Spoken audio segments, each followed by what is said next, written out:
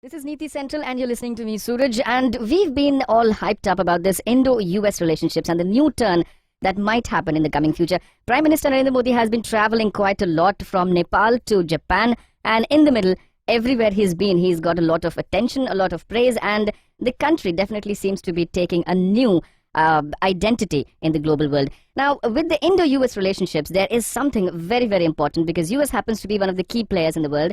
And the Indo-strategic relations between India and the United States of America is going to shape the future for India as well.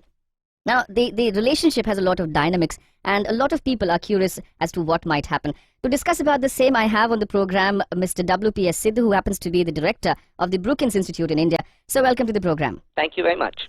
Sir, first of all, I read a report that the Brookings Institute has published. It's a 26-part report, if I'm not wrong, and it's quite detailed into analyzing the various aspects between Indo-US relationships. But, you know, when we read the report from the India's perspective, it gives us a slightly different focal point. When we read it from the United States point of view, it has a slightly wider or a slightly, different sort of a focal point. Why do you think that this difference in view exists?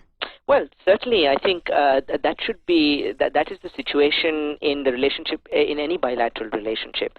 It's almost impossible to think of two countries which are absolutely aligned, even countries which are in close alliance with each other, as the United States and Japan are, for example. There are lots of different perspectives. So I think there's nothing untoward in India and the United States having different perspectives, and indeed even differences on some of the key issues that the report talks about. So that should not be much of a hurdle. The real challenge is, how do you actually ensure a common understanding? A common understanding underlines the fact that you also appreciate the differences between the two. Okay, so that understanding of differences, I guess, is going to take a little bit more time, more evaluation from both the sides.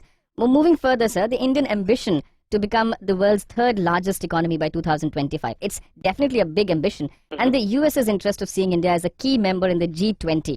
Do both these things mean the same, or is there a deviation in that as well? Well, certainly, the United States sees India as a key partner in global governance, and I think that's why the United States is willing to invest in India's emergence as the third largest economy by 2025. That is also why, apart from India's membership of the G20, which, not only does the United States support and endorse, it actually wants it to do more.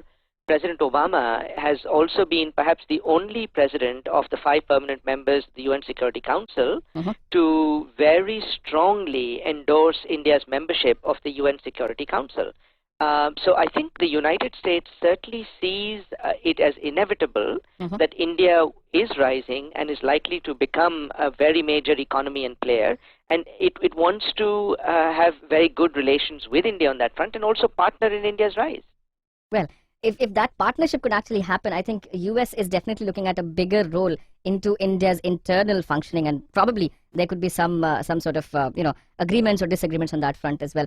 Moving further, sir, between India and United States, the nuclear agreement has been a big contentious issue for quite some time.